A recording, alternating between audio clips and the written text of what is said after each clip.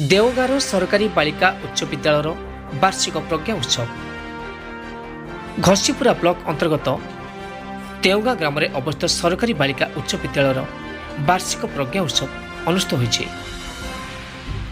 विद्यालय प्रधान शिक्षयित्री श्रीयुक्त शंकर जेना सभापतित्व मुख्य अतिथि भाव सहकारी वन संरक्षक अधिकारी देवगाँ वनखंड श्रीयुक्त उमाकांत दास, मुख्य वक्ता कुशलेश्वर उच्च विद्यालय प्रधान शिक्षक श्रीमती अन्नपूर्णा महाराणा एवं सम्मानित अतिथि भाव आलुमिनी कमिटीर सभापति श्रीमती मालती भूया, केशद्रापाल उच्च विद्यालय प्रधान शिक्षक श्रीयुक्त प्रकाश कुमार पंडा, गोष्ठी शिक्षा अधिकारी घटगाँर वरिष्ठ कार्यालय सहकारी श्रीयुक्त अमर कुमार पात्र, रेकुटिया प्राथमिक विद्यालय सहकारी शिक्षक श्रीयुक्त निहार रंजन राउत, देवगाँ ग्राम पंचायत सरपंच श्रीयुक्त सत्यरंजन भूया, देवगाँ क्लस्टर सीआरसीसी श्रीयुक्त प्रसन्न कुमार शाह एवं विद्यालय परिचालन कमिटीर सभापति श्रीयुक्त इंद्रमणि बेहरा प्रभृति सभार मंचासन होते। सभार प्रारंभिक पर्यायर अतिथि मान द्वारा भगवान निकट में प्रदीप प्रज्वलन कर शुभारंभ कराइथिला। विद्यालय पिलामाने अतिथि मानकु पुष्पगुच्छ एवं ब्याज प्रदान करने सहित एक सुंदर स्वागत संगीत गान करी अतिथि मानकु स्वागत करथिले।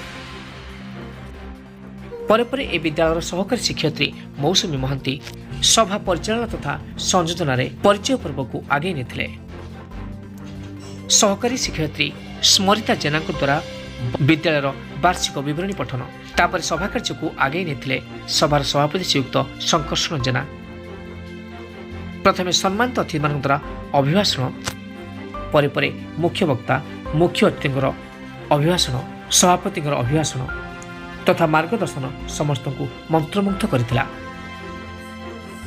विभिन्न प्रतियोगिता कृतित्व हासिल करथिबा छात्रछात्री मानकु अतिथि मान द्वारा पुरस्कृत कराइथिला।